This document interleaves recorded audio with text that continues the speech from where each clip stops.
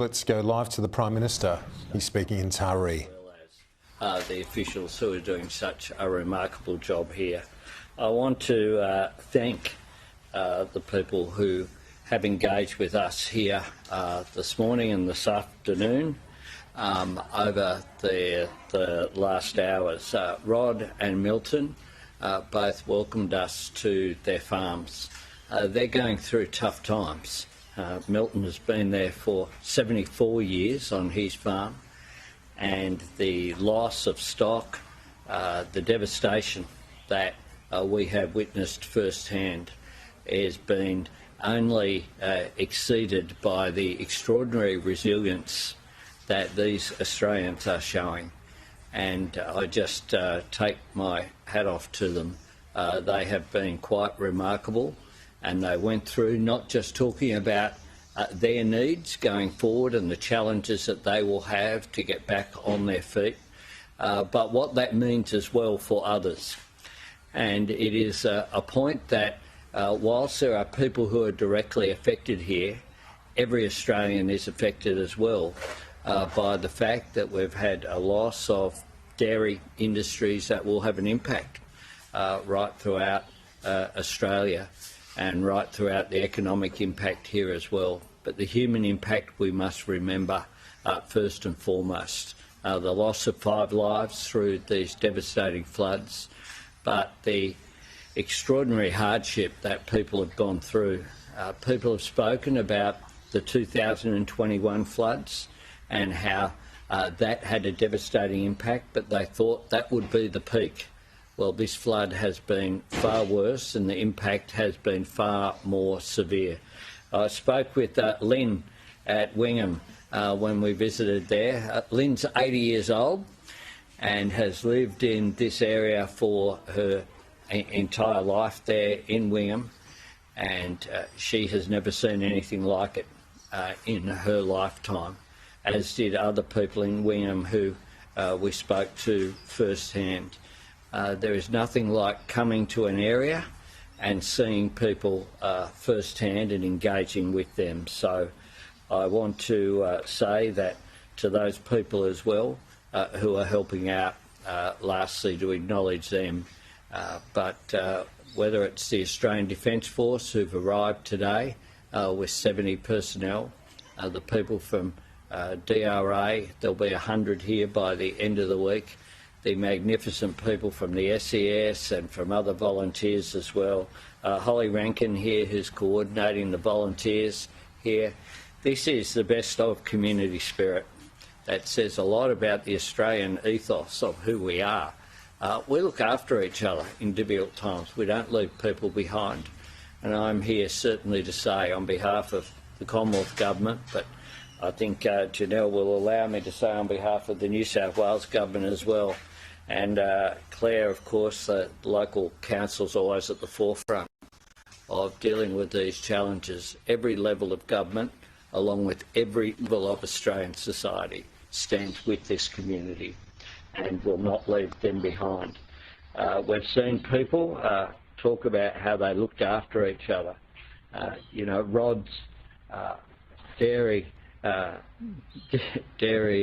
cattle are there, dairy cows are there on a neighbour's property, just like he looked after their property during the during their dairy cows during the 2021 floods.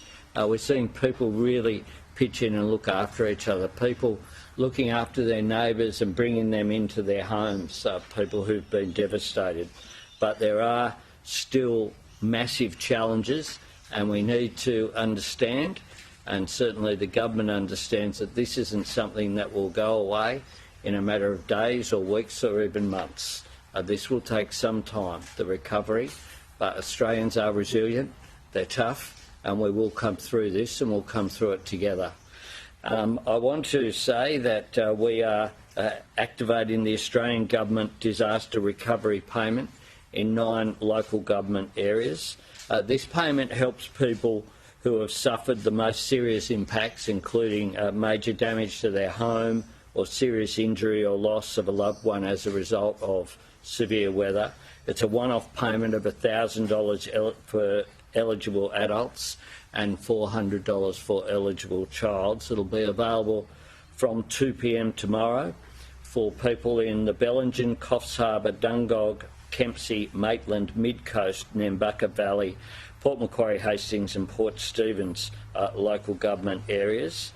We're also extending the disaster recovery allowance. This is providing for up to 13 weeks of income support for people who can't attend their work as employees, or people who are self-employed and are unable to earn an income.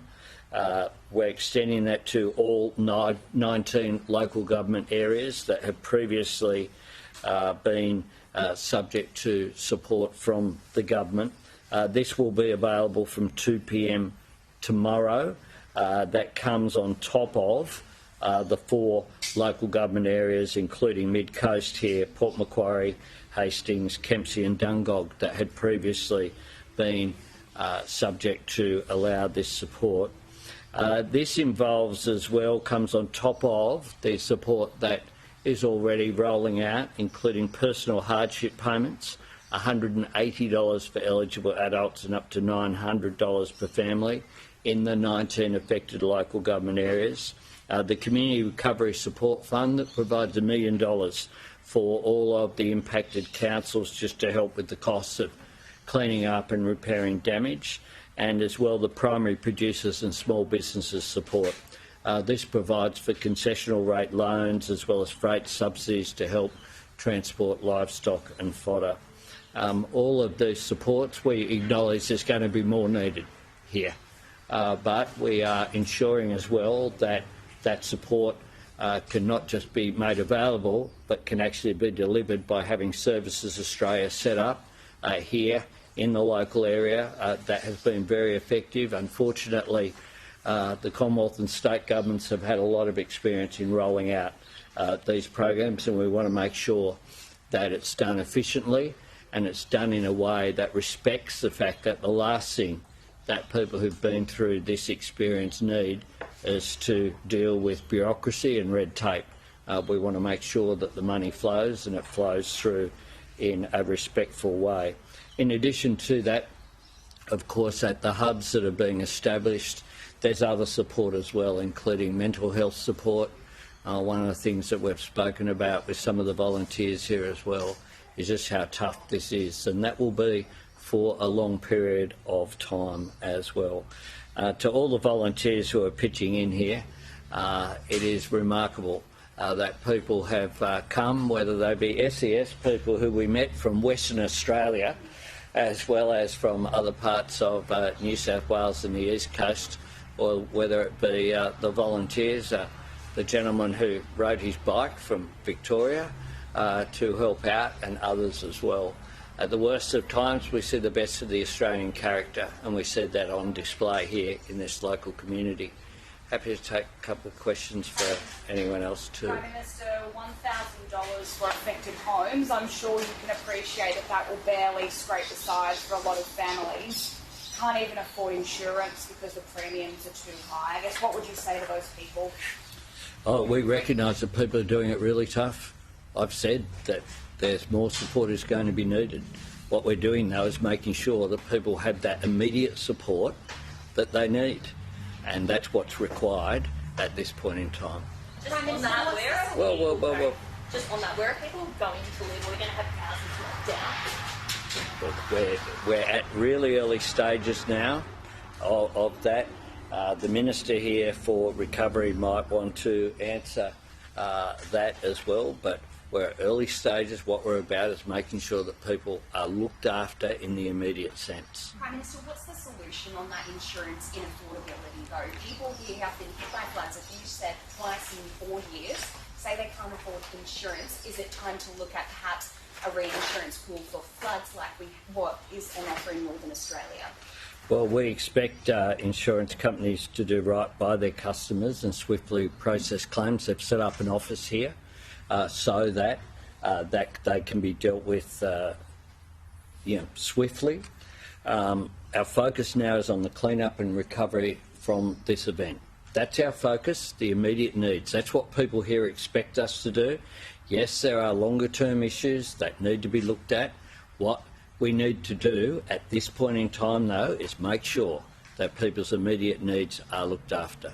Prime Minister, primary producers are saying they haven't even recovered from last in 2021's floods. I guess what would you say to them? Some are saying they want to give up.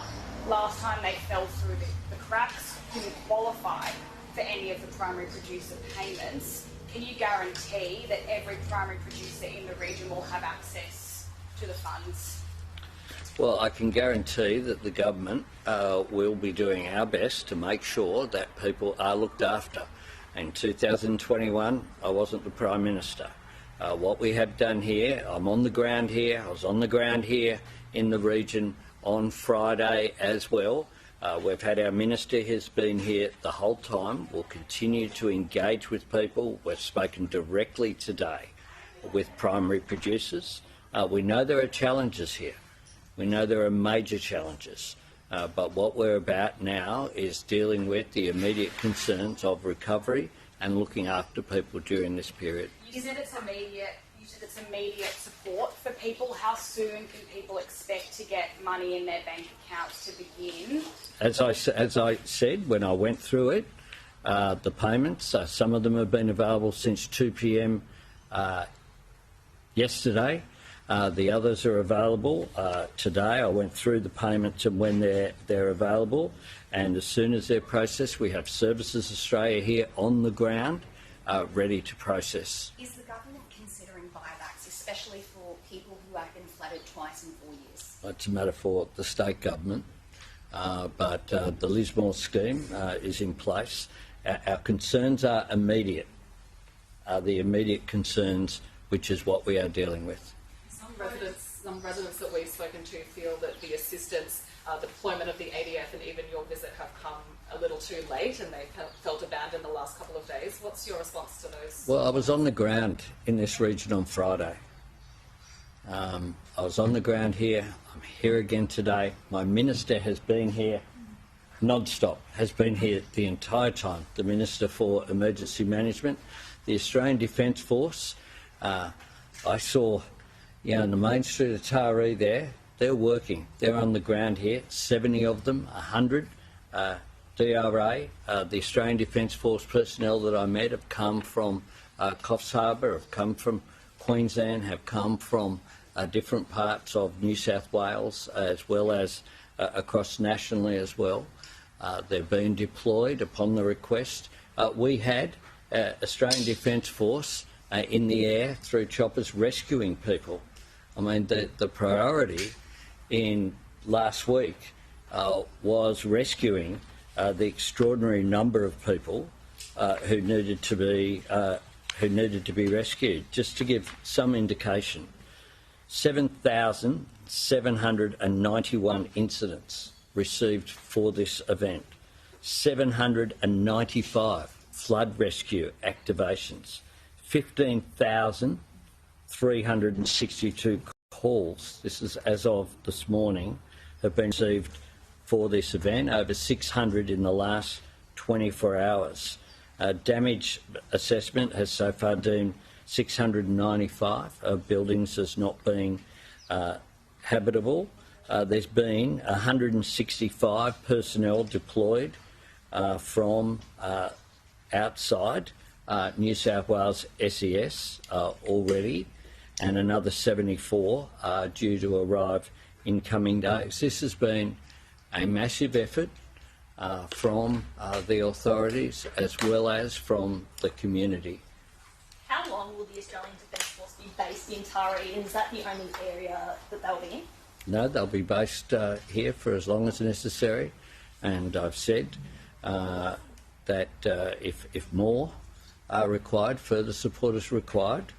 The Australian Defence Force, I spoke to the Chief of the Defence Force yesterday. Yesterday I was in Nima at the national headquarters dealing with, there are a range of emergencies happening, none as severe as this, but there are a range of issues happening as well, and I spoke with the Chief of the Defence Force yesterday, as well as the Defence Minister, attended the media conference, Richard Marles, and we will provide what support is necessary. The chopper was made available very quickly and rescued people. The personnel that what Defence Force can add here is engineering capacity as well. They have skills that aren't available in other places, and they will make a substantial difference. Have I made Thank any you. further requests for ADF as of yet? No, but we remain vigilant and we remain engaged about all of these issues. Thanks very much. Thank you.